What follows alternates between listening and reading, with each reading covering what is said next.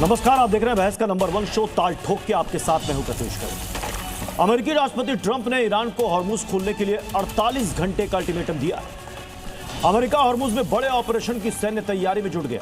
पिछले 24 घंटों में ईरान ने इजराइल पर मिसाइल की बरसात कर दी। ऐसे में बहस जरूरी है क्योंकि अगले 48 घंटे में मिडिल ईस्ट वॉर में बड़े ट्विस्ट के आसार बन गए। हॉर्मुज में अमेरिकी ऑपरेशन के आसार के बीच ईरान ने हमले और ज्यादा तेज कर दिए। भारत समेत तमाम देशों पर वॉर का असर साफ दिखने लगा है। ऐसे में सवाल है कि क्या 48 घंटे में या तो ईरान हॉर्मुज खोल देगा या अमेरिकी ऑपरेशन शुरू हो जाएगा। अमेरिकी सेना के लिए हॉर्मुज को खुलवाना क्या इतना आसान होगा? यह सबसे बड़ा सवाल है। क्या मिडिल ईस्ट की लड़ाई अब बस अपनी साख बचाने पर टिक गई है? और भी दूसरे सवालों पर ठोके निकाल जिसमें साथ होंगे खास मेहमान, लेकिन उससे पहले ये छोटी सी रिपोर्ट आपको दिखाते हैं। और हमारे साथ खास मेहमानों का पैनल इस वक्त हमें ज्वाइन कर चुका है। दीपक वोरा सर हमारे साथ जुड़ चुके हैं, फॉर्मर एम्बेसडर हैं। Retired lieutenant general Shankar Prasad sir है, डिफेंस एक्सपर्ट हमारे साथ जुड़ चुके हैं। रमेश पाटीदार जी हैं, बिजनेसमैन हैं, बोर्ड मेंबर हैं एशियन बहरीन काउंसिल के। बहरीन से हमारे साथ इस वक्त जुड़ चुके हैं। चंचल बंगा जी हैं, सिटीजन हैं इजराइल से, वो भी इस वक्त स्क्रीन पर नजर आ रहे हैं। बेनी बेंजामिन जी हैं, एनालिस्ट और बिजनेसमैन हैं इजराइल से। मुकीम अहमद साहब हैं, पॉलिटिकल एनालिस्ट हैं, जो लंदन से इस वक्त हमें ज्वाइन कर चुके हैं। मैं सबसे पहले चंचल बंगा जी आपसे शुरुआत करना चाहूँगा। इस वक्त बताइए इजराइल की क्या स्थिति है, क्योंकि ईरान ने तो हमले तेज कर दिए हैं। परिस्थिति बहुत ही उतना अच्छा नहीं है क्योंकि सभी टेंशन में हैं। और रात को तो कोई रॉकेट नहीं आया, पर अभी सुबह ऑलरेडी 1 आवर में रॉकेट आ रही है। और अभी तल अवीव मेरे घर का ठीक नज़दीकी एक रॉकेट गिरा है। और जान माल का इतना ये नहीं हो रहा क्योंकि हम लोग के पास एंटी ड्रोन जो है, जिसका चलते उतना दिक्कत नहीं है। हाँ। पर फिर भी जब भी रॉकेट आएगा तो मेरे को भी शायद अंदर जाना पड़ेगा क्योंकि मेरा घर पे तो ओल्ड हाउस है, जिसका चलते मेरे को जाना पड़ता है शेल्टर में। और जो भी नया घर होता तो उनका अलग से शेल्टर होता, वहां पर पहुंच जाते हैं। पर टेंशन बहुत ज्यादा है, बिजनेस भी बहुत इफेक्ट पड़ा हुआ है, लोग बाहर नहीं निकल रहे हैं। और जो भी बिजनेस है बोल सकते एक तरह से जो है प्रॉब्लम है अभी। जी हमारे साथ सैयद आबिद रजा नौशाद साहब हैं, रिसर्चर हैं अल मुस्तफ़ा इंटरनेशनल यूनिवर्सिटी ईरान से। उनका मैं रुख करूंगा, लेकिन जल्दी से मैं एक सवाल लेना चाहूँगा बेनी बेंजामिन साहब। डिमोना शहर न्यूक्लियर सिटी, यहां पर ईरान का अटैक, मतलब ईरान ने बता दिया है कि इजराइल का कोई भी कोना उसके जद से बाहर नहीं है।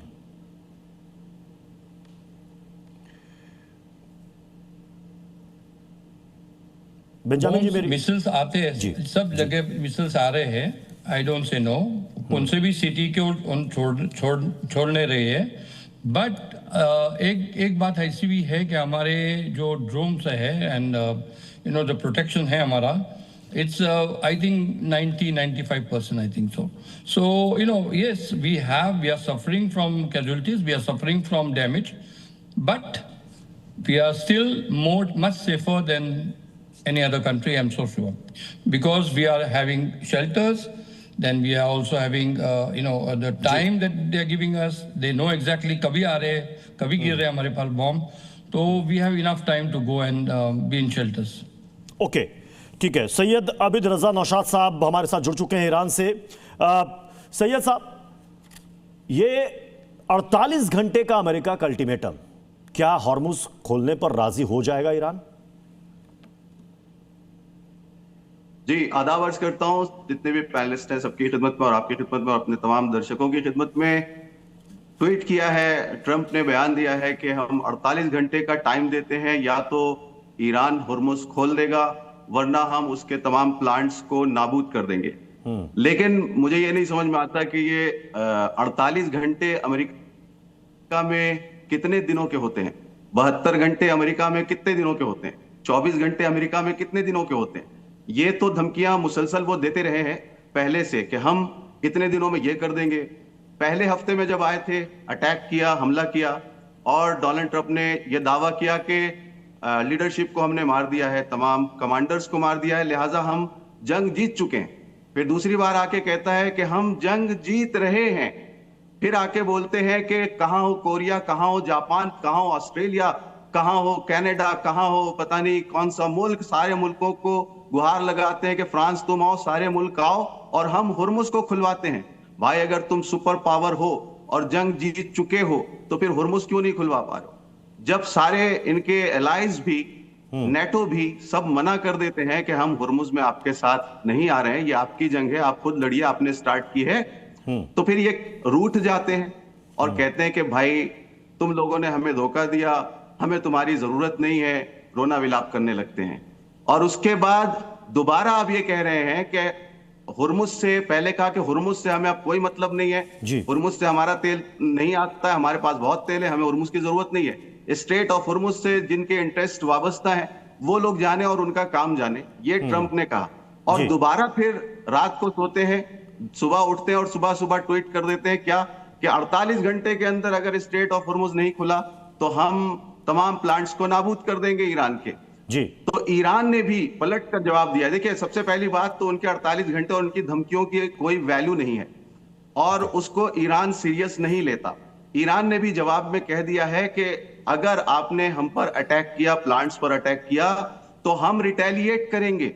और ईरान का हमेशा से ये स्टैंड रहा है कि उसने कभी भी किसी मुल्क पर एग्रेशन नहीं किया है, अटैक नहीं एक किया बयान एक बयान जो ईरान के हवाले से आया है, मतलब हॉर्मुज स्ट्रेट को लेकर, जिसमें वो कह रहे हैं कि यहां से वही जहाज गुजरेंगे जिन्हें ईरान अपना दुश्मन देश नहीं मानता। मुझे अब ऐसी बात बताइए कि 22 के लगभग जहाज हैं भारत के शिप जिसमें LNG LPG हैं, वो कब तक आ पाएंगे? उनको इजाजत है क्योंकि 2 ऑलरेडी आ चुके हैं। जी, जो रिपोर्ट्स आ रही हैं, जो पढ़ा जा रहा है रिपोर्ट्स में, वो ये है कि देखिए, इंडिया और ईरान की दोस्ती में तो कोई शक नहीं है जी। यानी हम इंडिया और ईरान की, हमारे मुल्क की और ईरान की जो दोस्ती है वो बहुत पुरानी है, तारीखी है और हिस्ट्री में सब कुछ लिखा हुआ है कि किस तरह से इनकी दोस्ती बनी और आज भी बनी हुई है। और हम ये कह सकते हैं कि आइंदा भी बनी रहेगी और यकीन करते हैं कि आइंदा बनी रहेगी। हम ये हमारा मुल्क ईरान के साथ दोस्त है। ईरान को ये देखना चाहिए कि इंडिया हमारा दोस्त है और इंडिया को देखना चाहिए कि ईरान हमारा दोस्त है। अब यहां पर इंटरेस्ट की बात आती है।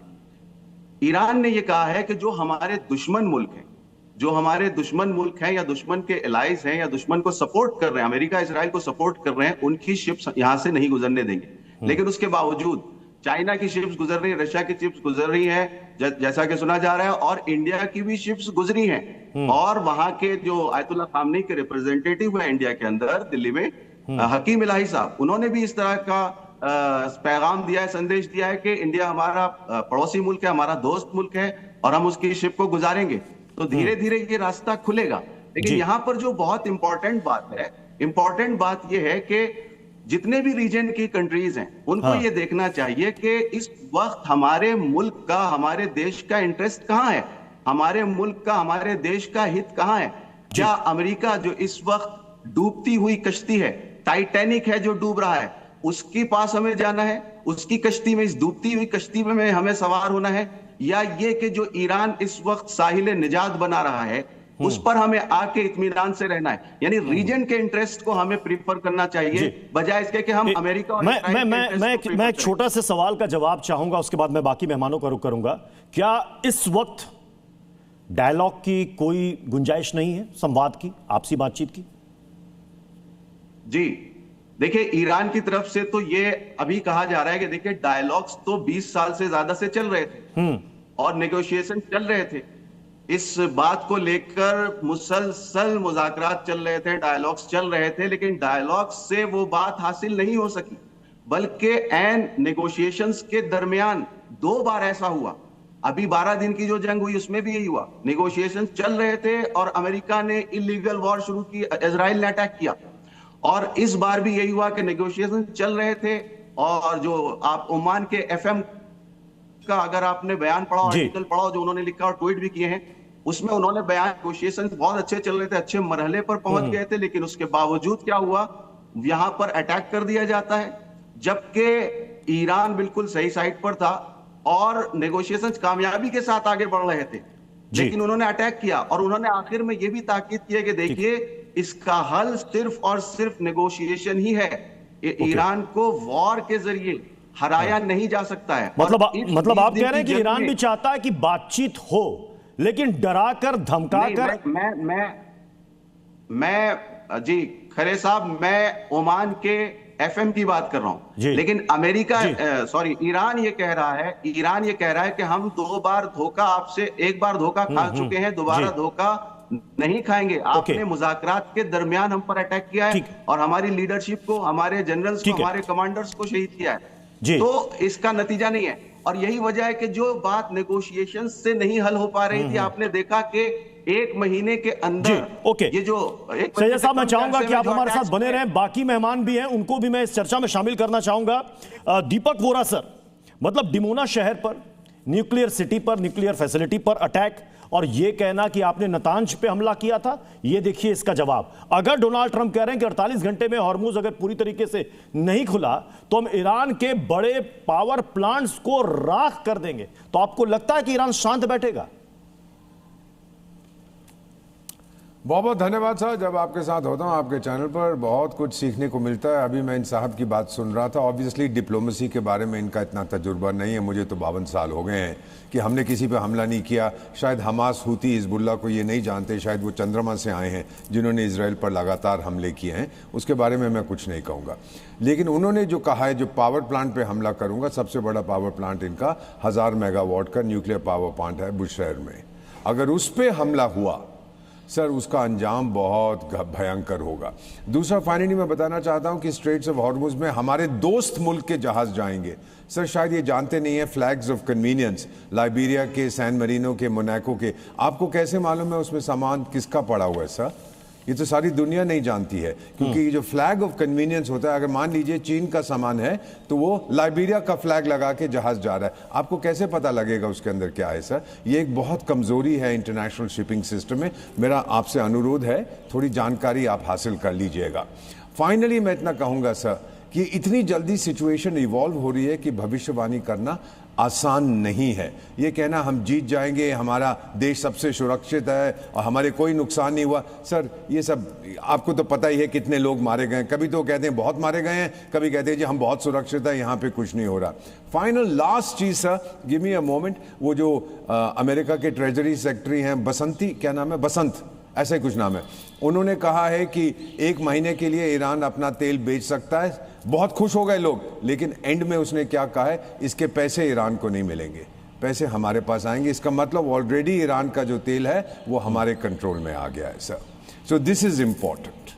जी Shankar Prasad sir, nuclear facility पर हमला, क्या ये जंग जिसका डर है लोगों को, क्या ये जंग परमाणु युद्ध में बदल सकता है?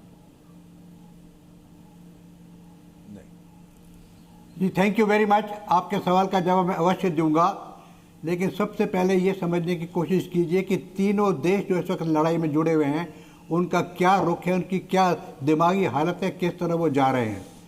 सबसे पहले लीजिए इजराइल। इजराइल पर हमले हुए हैं, इजराइल का नुकसान हुआ है, इसमें कोई दो राय नहीं है, कोई शक नहीं है। लेकिन इजराइल इस समय is fighting a war of survival. पिछले 50 साल से ईरान सर्वाइव कर रहा है पूरे टेररिस्ट हमास और हिजबुल्ला और हूती के जरिए, जिनका स्टार्ट पॉइंट है ईरान। तो इस समय इजराइल के पास और कोई विकल्प नहीं है, कोई ओपनिंग नहीं है except to fight for survival. वो तो तब तक लड़ता रहेगा जब तक उसका एक आखिरी आदमी रहेगा। उसने अपने आप को प्रोटेक्शन जितनी कर सकता है कर रहा है और काफी हद तक प्रोटेक्ट हुआ भी है, लेकिन अवश्य नुकसान हुआ है। लेकिन ये मत समझ के चलिएगा कभी भी कि इजराइल इसमें हार मान लेगा और बंद कर देगा। इजराइल हैज टू सर्वाइव, और वो सर्वाइवल तभी हो सकता है कि जब वो जिंदा रहेगा और अपने लक्ष्य के ऊपर चलता रहेगा, लड़ाई बंद हो या लड़ाई चलती रहे। दूसरी तरफ आप देखिए अमेरिका। अमेरिका को भी इस समय सर्वाइवल ही कहूंगा एक तरीके से, क्योंकि इस समय अगर चुपचाप करके वो भाग गए तो उनकी कितनी बदनामी होगी, जो बदनामी आज तक पूरा विश्व वियतनाम के बारे में करता है, अफगानिस्तान के बारे में करता है। तो मुझे लगता है कि या तो अमेरिका एक ऐसा डिप्लोमेटिक ओपनिंग करेगी जिससे उसकी रिस्पेक्टफुल वहां से विड्रॉल हो जाए, वरना वो और अटैक करेगी। जिस तरह से एम्बेसडर वोरा साहब कह रहे हैं उनसे मैं सहमत हूं कि अगर उन्होंने न्यूक्लियर प्लांट जो इलेक्ट्रिसिटी प्रोड्यूस करता है उस पर हमला कर दिया, जिसकी करने की काबिलियत वो रखते हैं, तो पूरा विश्व, पूरा ईरान उससे परेशान हो जाएगा। The country which is suffering today the most in the ground situation is Iran. तो ईरान की तो बर्बादी वो करते रहेंगे, उनका दिमाग उसी तरफ चल रहा है। और तीसरा ये होता है कि ईरान की इस वक्त क्या हालत है। देखिए, Iran is also fighting for survival. वो ये चाहता है कि मैं अपनी तरफ से जब तक हो सकता है अपने देश की रक्षा करूंगा, लेकिन वो देश की रक्षा कब तक कर सकेगा? क्या वो अमेरिका के अगेंस्ट, क्या वो इजराइल की जिस तरह से उनकी मानसिक अलादे हैं उस पर खड़ा हो सकेगा? बड़ा कठिन है। लेकिन हाँ, जिस तरीके से उनकी सरकार है इस समय, जिस तरीके से उनकी IRGC है, जिस तरीके से उनके पास मिसाइल और ड्रोन्स हैं, वो काफ़ी हद तक लड़ सकता है। अब आखिरी चीज़ जो मैं बताना चाह रहा हूँ, जो आपका बेसिक सवाल था, क्या गल्फ ऑफ हार्मोज खुल सकती है? अवश्य खुल सकती है, क्यों नहीं खुल सकती? ऐसा कोई लेकिन उसको करने के लिए उपाय होने चाहिए, उसको करने के लिए काबिलियत को डेवलप करना है, उसके करने की रणनीति बनानी पड़ेगी, किस प्रकार से उसकी प्रोटेक्शन होगी, किस प्रकार से वो क्लियर होगा। ये मैं मानने को तैयार हूँ कि it is impossible to open. No, it is not impossible to open. It is possible to open provided you have a good plan, provided you have the equipment available, provided you have all the resources, they come together, whether it is to shield the Hormuz while it's being cleared, whether it is to cover the by air to open it. तो इसके बहुत सारे पहलू होते हैं। ये नहीं कि आज डिसाइड किया कि आज रात को मैं हरमोज खोल दूंगा, ऐसे नहीं होता है। इसकी बड़ी भारी प्लानिंग करनी पड़ेगी। मतलब आप भी यही कह रहे हैं कि 48 घंटे का अल्टीमेटम, 48 घंटे का ये अल्टीमेटम अपने आप में पूरा नहीं है। 48 घंटे इसकी कोई नियुक्त नहीं कर सकता। Nobody can guarantee 28 घंटे या 72 घंटे। मैं सैयद अबीद साहब, मैं आपके पास दोबारा लौट कर आऊंगा, लेकिन उससे पहले मैं मुकीम अहमद साहब आपके पास जाऊंगा, क्योंकि इसमें एक बड़ी डेवलपमेंट ये है कि हॉर्मुज स्ट्रेट के पास पहुंच चुकी है टॉमहॉक मिसाइलों से लैस ब्रिटेन की पनडुब्बी। अब तक कहा जा रहा था कि अमेरिका सबसे सपोर्ट मांग रहा है, कहीं से सपोर्ट नहीं मिल रहा है, लेकिन जो डिएगो गार्सिया में हुआ, शायद उसके बाद ब्रिटेन ने भी कहा नहीं, अब तो ये गलत हो रहा है, अब तो उतरना पड़ेगा फुल फ्लेज्ड। जी, इसमें कोई शक नहीं है कि ये बड़ा सरप्राइजिंग मूव था बर्तानिया का कि उन्होंने पहले तो ये कहा कि हम जंग में शामिल नहीं होंगे। उसके बाद सदर डोनाल्ड ट्रंप ने पब्लिकली उनको नापसंदीदा अल्फाज में ये कहा कि हमें बर्तानिया की कोई मदद की जरूरत नहीं है और हम खुद अपनी जंग लड़ सकते हैं वगैरह वगैरह। और तो उनको बड़ी एक जिसे कहते हैं ह्यूमिलिएशन का सामना करना पड़ा कि ये बर्तानिया अमेरिका का बड़ा करीबी अलाई है और सारी उम्र उसने अमेरिका का साथ दिया है। और यहाँ जो है इंटरनल प्रेशर भी उनके ऊपर है, कीर स्टारमर के ऊपर, कि कुछ लोग जो हैं वो ये चाहते हैं कि ये जंग में जाएं, कुछ चाहते हैं नहीं जाएं। तो वो उनके लिए भी, वो जैसे फारसी में कहते हैं ना जाए मांदन ना पाए रफ्तन, फिर उनके लिए पॉलिटिक्स बचाना मुश्किल हो रहा है कि वो राइट विंग के जो लोग हैं वो अलहदा उनको उन्होंने तोपों के आगे रखा हुआ है। तो उन्होंने अल्टीमेटली अपनी जो साख या बची खुची जो पॉलिटिक्स है उसको बचाने के लिए अमेरिका का साथ देने का फैसला किया। उसके अलावा कुछ फाइटर प्लेन भेजे कतर में, साथ ये कहा कि हम अमेरिका के अलाइज का डिफेंस करेंगे। उन्होंने ये नहीं कहा कि हम जंग में जा रहे हैं। फिर वो अब ये जो ताज़ा तरीन जिसकी तरफ आपने इशारा किया, इसको भी बड़ी दिलचस्पी से देखा जा रहा है कि अब ये मिसाइल से लेस जो नया शिप भेजा गया है, क्या ये वॉर का पार्ट बनेगा, क्या वो अटैक का हिस्सा होगा या नहीं होगा। लेकिन ईरान की जो सामने से तैयारी है, और एक चीज जिसको वो हाईलाइट कर रहे हैं, वो छोटी बोट्स हैं जो पानी के नीचे सफर करती हैं और आबदोज वाला किरदार अदा करते हुए किसी भी फ्लीट को तबाह करने की सलाहियत रखती है। वो एक ऐसा एलिमेंट है कि जो इस 48 आवर वाले क्या कहते हैं ऐलान को या थ्रेट को बिगाड़ भी सकता है और बना भी सकता है। फिर ये जितने फ्लीट और टैंकर्स जो हैं स्ट्रैंडेड हुए हैं, जो गुजरने के लिए रास्ता ढूंढ रहे हैं, उनके लिए भी मसला क्रिएट हो सकता है कि उसमें भी कई ममालिक 20-22 मुल्कों के बेशुमार टैंकर जो हैं वहां पे लाइन में लगे हुए। तो अगर वो ये सूरत हाल होती है तो वो एक बहुत बड़ा प्रेशर बिल्डअप हो जाएगा। ठीक है, मैं सैयद अबीद साहब आपसे एक बात समझना चाहूंगा, क्योंकि दो लोग भी ये जानना चाहते हैं। ठीक है, हॉर्मुज स्ट्रेट की अपनी एक लड़ाई है कि वहां से शिप गुजरेंगे कि नहीं गुजरेंगे, ईरान किसको अनुमति देता है नहीं देता है, बातचीत से क्या रास्ता निकलता है नहीं निकलता है। लेकिन जो हमने देखा कि सबसे बड़े गैस फील्ड पर अटैक, इजराइल ने किया, ईरान ने कहा इसका हम पलटवार करेंगे, कतर पर अटैक हो गया। आपने हमारी न्यूक्लियर फैसिलिटी को टारगेट करने की कोशिश की, हमने भी किया। अगर अमेरिका जो कह रहा है 48 घंटे के बाद आपके बड़े पावर प्लांट को टारगेट करता है, तो ईरान फिर क्या करेगा? सारे तेल डिपो, गैस फील्ड सब कुछ स्वाहा कर देगा, खाक कर देगा? ये दुनिया के लिए सबसे बड़ा प्रश्न चिन्ह है सर। कितना बड़ा ऊर्जा संकट खड़ा हो जाएगा पूरे दुनिया के लिए? जी, यही मैं कहना चाह रहा हूं कि कितना बड़ा ऊंचा संकट खड़ा हो जाएगा पूरी दुनिया के लिए। ये अमेरिका और इस्राइल को समझना चाहिए कि वो क्यों प्रोवोक कर रहे हैं, वो क्यों अटैक कर रहे हैं। ईरान सिर्फ और सिर्फ रिटेलिएट करता है, और उसकी पूरी तारीख उठा के देख लिए, कहीं पर भी ईरान ने जंग स्टार्ट नहीं की है। जहां तक ये पूर्व एम्बेसडर साहब फरमा रहे थे कि ईरान की तारीख देखिए तो आपको पता चलेगा, ईरान के हवाले से तो वो कुछ कह नहीं पाए। मेरे बुजुर्ग हैं वो, मैं उनका एहतराम करता हूं, रिस्पेक्टेड है, लेकिन मैं उनका जवाब देना जरूरी समझता हूं। ईरान ने कभी अटैक नहीं किया किसी मुल्क पर, एक बात। दूसरे, आप जो कह रहे हैं कि ये हिजबुल्लाह और हमास और इन्होंने क्या किया है, तो इन्होंने भी अपनी आजादी की जंग लड़ी है। जो एग्रेसर है, जिसने आके कब्जा किया है, वो कौन है आपको देखना होगा। इजराइल ने आके कब्जा किया है उनकी जमीन पर और उन पर मुसलसल जुल्म किए हैं, उनका खून बहाया है। वो अपनी फ्रीडम की लड़ाई लड़ रहे हैं। हमने भी, हमारे मुल्क ने भी, इंडिया ने भी अल्हम्दुलिल्लाह फ्रीडम की लड़ाई लड़ी और वो जीते ब्रिटिश के खिलाफ। ठीक है, तो फ्रीडम की लड़ाई को टेररिज्म नहीं कहते हैं, फ्रीडम की लड़ाई को टेररिज्म। और दूसरी बात जो ये फरमाई थी कि अमेरिका जो है, अमेरिका के सामने ईरान कब तक लड़ सकता है, ईरान तो छोटा सा मुल्क है। देखिए, आप लोगों का ये नैरेटिव रहता है, ये समझ रहती है कि कितने लोग मारे जा रहे हैं, उनके कमांडर्स मार दिए, उनके लीडर मार गए। लीडर्स की मौत से तहरीकें नहीं रुकती हैं। लीडर्स की मौत से और जनरल्स की मौत से जहां सिस्टम जो है मजबूत होता है, वो सिस्टम कोलैप्स नहीं होता है, बल्कि अगर सिस्टम मजबूत है, आपका मकसद आलीशान है, और 3 लेयर तक आपने जनरल्स की टीम बना रखी है, लीडर्स मुअय्यन है पहले से कि वो जाता है, अगर रहबर चला जाए तो तहरीकें नहीं रुकती। जो एक सरदार जाता है तो एक सरदार आता है। ये निजाम यहाँ चल रहा है, जिसकी वजह से सबसे बड़े आयतुल्लाह आपने को जब सैयद अभी साहब आपने चूंकि यहाँ पर लीडर्स की बात की, हमारे साथ रमेश पाटीदार जी भी है, बहरीन से जुड़े हुए हैं।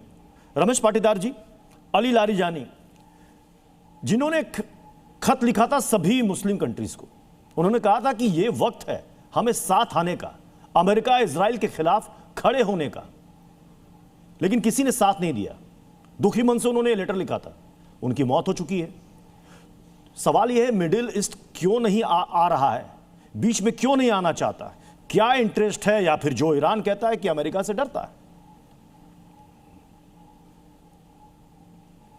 नमस्कार प्रत्युष जी, जाने माने पैनलिस्ट दीपक बोहरा जी, शंकर प्रसाद जी, और सभी पैनलिस्ट को नमस्कार। एक्चुअली अभी खरे साहब ने जो सवाल किया है कि जैसे आह्वान किया था कि सब साथ में आए, साथ में क्यों नहीं आ रही हूँ। एक्चुअली हमारे जैसे हम लोग गल्फ में रहते हैं, मैं बहरीन में रहता हूँ मैं, और हमारे जैसे बहरीन ने और गल्फ कंट्रीज ने तो कभी कोई इनको वॉर किया ही नहीं है, कभी वॉर में वो पार्टिसिपेट हुए ही नहीं है, फिर भी वो अटैक हो रहे हैं, तो वो गलत हो रहा है एक्चुअली। एंड अननेसेसरी, जैसे हम सब बिना बात किए, बिना लड़े एक्चुअली हम यहाँ पर अटैक हो रहे हैं, तो we all are in problems actually. मतलब ऐसा नहीं होना चाहिए एक्चुअली, नहीं करना चाहिए, इस देशों के ऊपर अटैक नहीं करना चाहिए था। एंड साथ ही प्रत्युष जी, बहरीन के लिए तो मैं कहूँगा एक्चुअली कि यहाँ पर यहाँ जो भारतीय लोग भी है, करीबन 3.5 लाख लोग हैं। यहाँ की सरकार ने जो हम सबको, भारतीयों के लिए, सभी लोगों के लिए उन्होंने जो एक्शंस लिया हुआ है, एंड कहीं पर भी कोई जस्ट सिंस हम बहरीन में हैं तो just want to update actually, यहाँ पर हमें कोई किसी तरह के कोई प्रॉब्लम्स भी नहीं है। यहाँ के सरकार भी बहुत सपोर्ट कर रही है, बहुत कोऑपरेटिव है, ईच एंड एवरी सिटीजन। मतलब यहाँ के शंकर प्रसाद सर कुछ कहना चाह रहे थे। शंकर प्रसाद सर, चूंकि अभी यहाँ पर सैयद अबीद साहब ने कहा कि आप इतिहास उठाकर देख लीजिए, पहला अटैक कभी ईरान ने नहीं किया। ईरान ने जब भी किया रिटेलिएट किया है, और अगर इस जंग को रोकना है तो पहल भी उस तरफ से होनी चाहिए। अगर वो हमले करते रहे और हमसे चाहें कि हम अटैक रोक दें तो वो नहीं होगा शंकर प्रसाद सर, तो फिर कहां जाकर जंग रुकेगी? जी जी जी बिल्कुल। देखिए, पहली बात तो मेरे मित्र जो ईरान से कह रहे हैं वो ज़रा मेरी बात को समझ नहीं पाए। पहली बात तो मैं अपने मित्र से ये कहना चाहता हूँ, Iran is a very good friend of India. हम ये नहीं चाहते कि ईरान के अंदर बर्बादी हो। हमारे सब बहुत अच्छे मित्र ईरान के अंदर हैं, हमारे सैकड़ों साल के रिलेशनशिप हैं। बड़ा दुख होता है भारत के अंदर जब ईरान का कोई नुकसान होता है।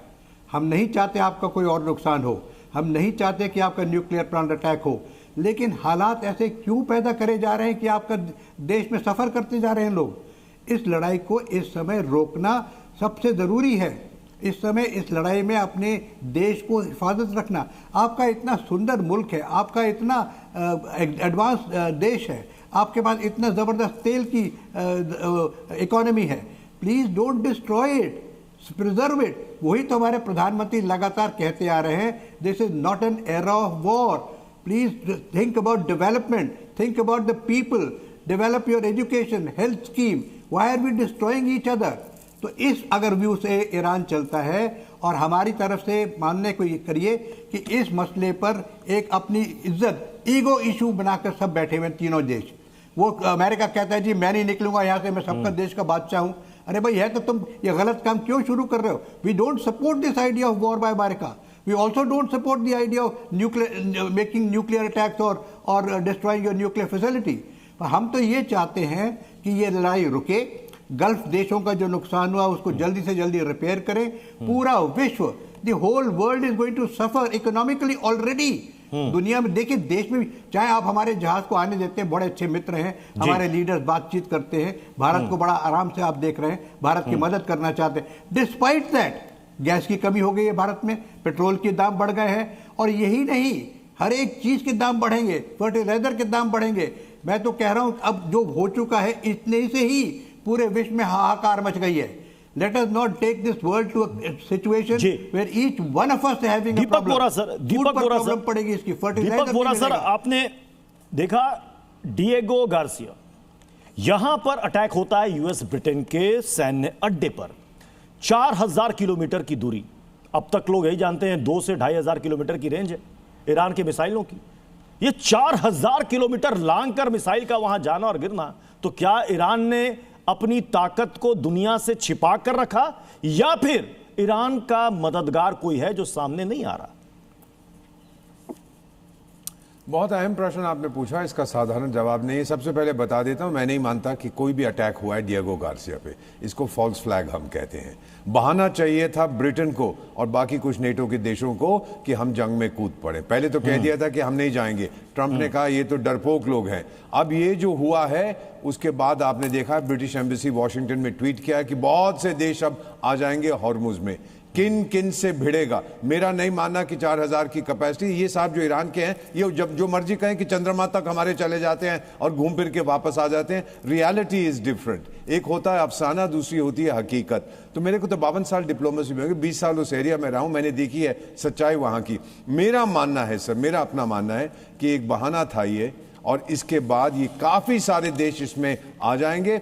अगर ब्रिटेन पर अटैक होता है या फिर और जर्मनी भी आ रहा है, फ्रांस, उन पे अटैक होता है तो फिर नेटो के सारे देश कूद पड़ेंगे। ईरान कब तक? और ईरान के साथ कौन खड़ा है? ईरान के साथ कोई नहीं खड़ा है, अकेला है वो सर।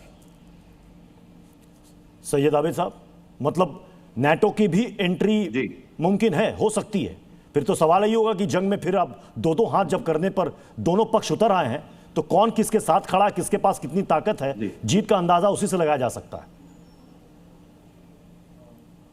डिएगो गार्सिया के बारे में पूर्व एम्बेसडर साहब ने बहुत सही बात कही है कि सबसे पहले बात तो ये वहां पर हमला हुआ भी है कि नहीं हुआ है ये मालूम होना चाहिए। अभी ये क्लियर नहीं, कोई फुटेजेस नहीं आई है वहां की, एक बात। दूसरी बात ये है कि अभी तक ईरान ने उसकी पुष्टि नहीं की है, ना उसकी तायीद की है और ना ही उसकी तरदीद की है। तो ये नहीं कहा जा सकता कि ईरान ने ऐसा हमला किया है। तीसरी बात यह है कि फिर ये क्या है, ये हो सकता है कि फॉल्स फ्लैग हो, जैसा कि सुलाला में ओमान के सुलाला पर जब अटैक हुआ तो ईरान ने कहा ये हमने नहीं किया, ये फॉल्स फ्लैग है। टर्की पर अटैक हुआ, ईरान ने कहा ये फॉल्स फ्लैग है। आजरबाईजान पर अटैक हुआ, ईरान ने कहा कि ये फॉल्स फ्लैग है। तो फॉल्स फ्लैग का खेल भी इसमें शामिल है, क्योंकि इजराइल खुद नहीं चाहता है कि ये जंग रुके, लिहाजा वो इस तरह के फॉल्स फ्लैग करता है ताकि जितना ज्यादा हो सके दूसरे मुल्कों को भी इसमें इन्वॉल्व किया जाए। गार्सिया पर जो डिएगो गार्सिया पर जो अटैक हुआ है वो यूके और यूएस दोनों की मिलके वो आइलैंड है, तो वहां पर जो अटैक हुआ है तो हो सकता है कि अभी तक जो ब्रिटिश इंग्लैंड जो है वो अपने आप को किनारे किया हुआ है उसको शरीक करने की कोशिश जारी हो कि उसको भी शरीक किया जाए और दूसरे मुल्कों को भी इन्वॉल्व किया जाए। सबसे बड़ी पहली बात तो ये है। अच्छा, मैं एक बात क्लियर कर दूं, देखिए हमारे मुल्क के और ईरान के रिश्तों के ताल्लुक से जो बात हुई है, हमारे मुल्क का ईरान से बहुत अच्छा रिश्ता रहा है, ये मैं पहले भी कह चुका हूं और ये हम सब जानते हैं। अब वही बात मैं दोबारा दोहराना चाहूंगा कि हमें अपने जो मुल्क के इंटरेस्ट है उसको देखना चाहिए। देखिए गैस पाइपलाइन का जो एग्रीमेंट था, अगर आपको याद हो, कितनी सस्ती गैस पहुंच सकती थी ईरान से हमारे देश की तरफ, इंडिया की तरफ, लेकिन अमेरिका के कहने पर उसको रोक दिया गया। ईरान सस्ता तेल प्रोवाइड करता था, इतना सस्ता तेल दुनिया से, इंश्योरेंस फ्री, शिपिंग फ्री, उसके बाद जो है पैसे भी आप बाद में दे दीजिए, ये सारी फैसिलिटीज ईरान दे रहा था। उसकी तरफ पे यूको बैंक में जो है उसके पैसे रखे हुए थे। ईरान ने कहा कि हमारे पैसे अगर अभी आप नहीं दे सकते डॉलर में, चूंकि सैंक्शंस हैं, तो आप रुपए में दीजिए। तो रुपए से तो फायदा हो रहा था खुद इंडिया का भी, यानी कितने फायदे थे। फिर जब रुपए में भी नहीं दे पाए तो कोई बात नहीं, आप हमारा जो उस बैंक में आप रख लीजिए। तो 60,000 करोड़ रुपए उस बैंक में रखे हुए थे और जब वहां पर क्राइसिस आया है बैंक में तो उस पैसे से भी हमारे मुल्क को मदद मिली है। तो मैं ये कहना चाह रहा हूं कि हमें अपने इंटरेस्ट देखने चाहिए, न कि अमेरिका और इस्राइल के इंटरेस्ट देखने चाहिए। बहुत जरूरी है। मैं जल्दी से चंचल बंगा सर और बेनी बेंजामिन सर आपका रुख करूंगा। इजराइल की आवाम, आपने कहा कि पैनिक सिचुएशन तो है, मतलब कि कब कहां कैसे मिसाइल गिर जाए ये कुछ पता नहीं। आवाम वहां की क्या चाहती है? वो भी यही चाहती हो कि जल्द से जल्द जंग खत्म हो, क्योंकि जंग से किसी का भी भला होने वाला नहीं है। ये यूनिवर्सल ट्रूथ है सर। आप जो बोल रहे हैं बराबर बोल रहे हैं कि हम लोग इजराइल पैनिक में नहीं है, बिल्कुल हमारी पब्लिक पैनिक में नहीं है। हम लोग को वॉर मालूम है क्या है, हम लोग वॉर करने को नहीं चाहते हैं। ये वॉर जो हो गया हमारे साथ वो 47 ईयर्स हम लोग ईरान से, ईरान डायरेक्टली वॉर नहीं करता है। नौशाद जी बोले ना, ईरान वॉर नहीं करता है। ईरान खाली प्रॉक्सी को भेजता है, इधर से प्रॉक्सी भेजो, उधर से उंगली करो, इधर से ये करो, उधर से करो। इतना पैसा उन लोग के पास है।